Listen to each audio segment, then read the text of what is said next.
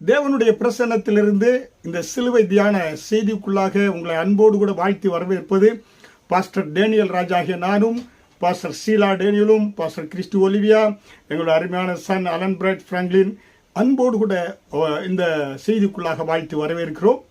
இன்றைக்கு மிக மிக முக்கியமான ஒரு காரியமாக இயேசு கிறிஸ்துடைய உயிர்த்தெழுதலை குறித்து நாம் பார்க்க இருக்கிறோம்.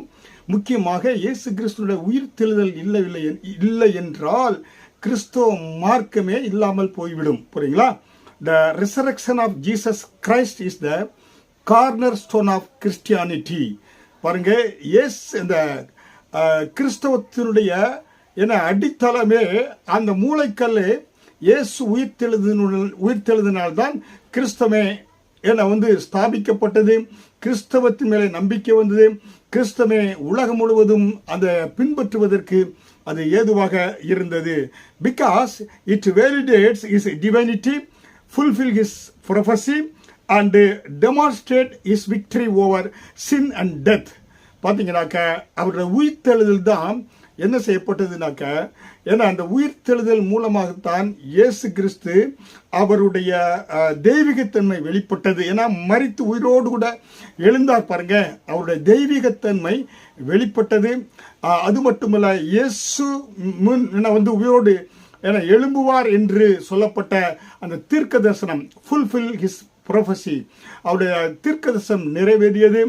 எல்லாவற்றுக்கும் மேலாக அவர் victory over sin and death, பாவத்தின் மேலும் மரணத்தின் மேலும் அவர் ஜெயம் பெறுவார் என்பது இதன் மூலம் தான் வெளிப்பட்டது. ஹல்லேலூயா!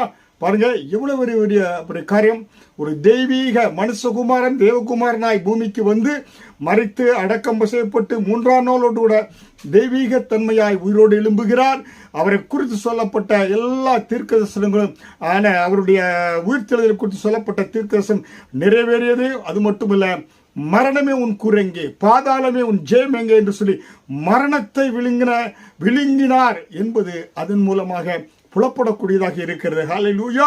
அப்ப அருமையான தேவனுடைய பிள்ளைகளே, இதை நீங்க தெரிந்து கொள்ள, இன்றைக்கு இயேசு கிறிஸ்து மட்டும் உயிர்த்தெழவில்லை என்றால் கிறிஸ்தவமே இந்த உலகத்தில் இருந்திருக்காது, கிறிஸ்தவமே வளர்ந்திருக்காது, சுவிசேஷம் அறிவிக்கப்பட்டிருக்காது, பரலோகத்திற்கு ஜனங்களை ஆயத்தப்படுத்தி இருக்க முடியாது. ஏனென்றால் இயேசு கிறிஸ்து அவர் உயிரோடு கூட எழுந்தார் என்பது பெரிய பெரிய ஒரு பாக்கியமாக இருக்கிறது. ஹல்லேலூயா! இல்லை என்றால் நோ ப்ரூஃப் ஜீசஸ் டிவினிட்டி, அவருடைய தெய்வீகத்தன்மை வெளிப்படாமல் போயிருக்கும். ஹல்லேலூயா! ரோமர் 1:4 பாருங்க, உயிர்த்தெழாவிட்டால் இயேசு கிறிஸ்து உயிர்த்தெழாமல் இருந்தால் உங்கள் விசுவாசம் என்ன செய்திருக்கும்? உங்களுடைய விசுவாசம் வீணாயிருக்கும். நீங்கள் இன்னும் உங்கள் பாவங்களிலே இருந்திருப்பீர்கள். ஹல்லேலூயா! இயேசு கிறிஸ்து மட்டும் உயிரோடு எழும்பவில்லை என்றால் அப்போஸ்தலனாகிய பவுல் சொல்கிறார், ரோமன் சாப்டர் 1:4, இயேசு உயிர்த்தெழவில்லை என்றால் உங்களுடைய விசுவாசம் வீணாக இருந்திருக்கும், நீங்கள் இன்னும் பாவத்தில் இருந்திருப்பீர்கள் என்று சொல்கிறார். ஹல்லேலூயா! அருமையான தேவனுடைய பிள்ளைகளே, அதனால் தான் பார்க்கின்ற பொழுது இயேசு உயிர்த்தெழுந்தது மூலமாக முதுகெலும்பாக, ஃபவுண்டேஷனாக, கார்னர்ஸ்டோனாக கிறிஸ்தவம் என்ற அந்த மார்க்கம் உலகம் முழுவதும் பரவுவதற்கு, ஜனங்கள் பின்பற்றுவதற்கு, தேவனுடைய திட்டத்தை நிறைவேற்றுவதற்கு, பாவ மன்னிப்பை பெறுவதற்கு, எல்லோரும் மீண்டுமாய் மரித்தாலும் மீண்டுமாக அவர்கள் உயிரோடு கூட எழுந்திருப்பார்கள். இயேசு முதற்பேரனாக உயிர்த்தெழுந்திருக்கிறாரு. அவரை பின்பற்றி நாமும் உயிர்த்தெழுவோம் என்ற முன்மாதிரியை இயேசு கிறிஸ்து காண்பித்திருக்கிறார். ஹல்லேலூயா! அதனால் தான் பவுல் சொல்றாரு, இயேசு உயிர்த்தெழவில்லை என்றால் உங்கள் விசுவாசம் வீணா இருக்கும் என்று சொல்லி 1 கொரிந்தியர் 15:17 நாம் பார்க்கிறோம். ஹல்லேலூயா! அருமையான தேவனுடைய பிள்ளைகளே, அப்ப நம்ம பார்த்தீங்கன்னாக்க நாம் மிக முக்கியம், இந்த உயிர்த்தெழுதல் இல்லை என்றால் நாம் எப்படிப்பட்டதா இருக்கும்? விசுவாசம் இல்லாத கிறிஸ்தவ மார்க்கா இருக்கும். கிறிஸ்தவ மார்க்கத்தை யாரும் பின்பற்றி இருக்க மாட்டாங்க. ஹல்லேலூயா! அது மட்டுமல்ல, நோ காஸ்பல் மெசேஜ், உயிர்த்தெழவில்லை என்றால் சுவிசேஷம் அறிவிக்கப்பட்டு இருக்காது. ஹல்லேலூயா!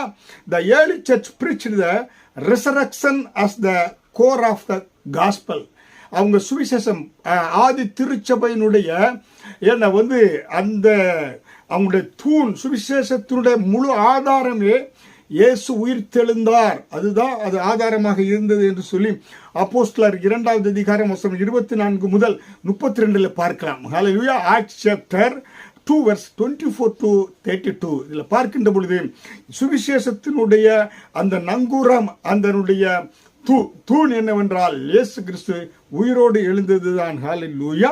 அப்போ பார்த்தீங்கன்னாக்க அது மட்டும் இல்லை, பார்க்கின்ற பொழுது நோ சர்ச் growth, அதாவது இயேசு கிறிஸ்து உயிர்த்தெழவில்லை என்றால் சபை வளர்ந்திருக்காது. அப்போஸ்தலர்கள் அன்றைக்கு தீவிரமாய் என்ன செஞ்சாங்க, இயேசு கிறிஸ்துவனுடைய உயிர்த்தெழுதலை குறித்து பிரசங்கம் பண்ணினால்தான் ஆதி திருச்சபையில் 3000, 5000, லட்சக்கணக்கில் திருச்சபை பெருகியது, ஜனங்கள் பெருகினாங்க. ஹல்லேலூயா. அதனால் தான் பார்த்தீங்கன்னாக்க the disciples boldly confessed Jesus Christ's resurrection. இயேசு கிறிஸ்துவனுடைய அந்த உயிர்த்தெழுதலை அவருடைய சீடர்கள் போல்ட்லி, அதாவது பலமாக அவர்கள் பிரசங்கம் பண்ணினார்கள் என்று அப்போஸ்தலர் 4வது அதிகாரம் வசனம் 33 பார்க்கலாம். Acts chapter 4 verse 33. அருமையான தேவனுடைய பிள்ளைகளே, அதனால என்ன வந்து பார்த்தீங்கன்னா இயேசு கிறிஸ்துவனுடைய அந்த உயிர்த்தெழுதல் தான் என்ன வந்து பார்த்தீங்கன்னாக்க கிறிஸ்தவ மார்க்கத்தின் முதுகெலும்பாக, ஃபவுண்டேஷனாக, ஆதாரமாக என்ன வந்து இருக்கிறது என்று நாம் பார்க்கிறோம். ஹல்லேலூயா.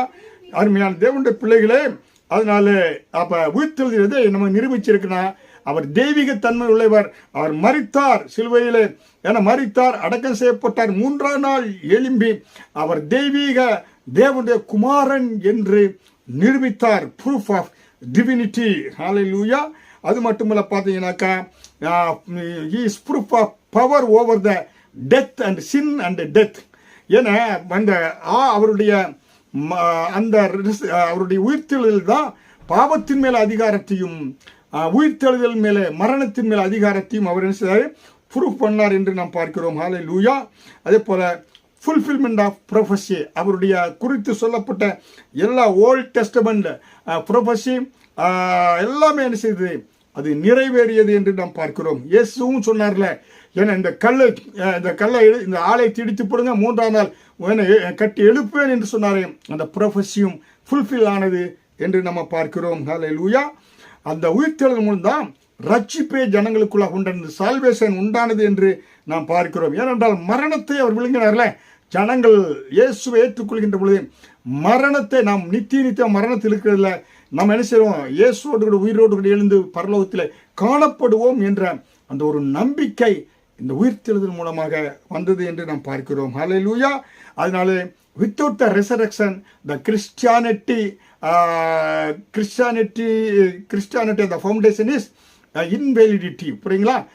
வந்து அவருடைய அந்த ரெசரக்ஷன் தான் எல்லா அந்த வேலிடிட்டி என்னது, ஏன்னா பார்த்தீங்கன்னாக்க அவருடைய டிவைன் நேச்சர், அதே போல் ஃபுல்ஃபில் ஆஃப் ப்ரொஃபஸி, அதே போல் salvation, church growth, gospel message எல்லாமே அந்த ரெசரக்ஷனில் அடங்கி இருக்கிறது என்று நாம் பார்க்கிறோம். ஹல்லேலூயா.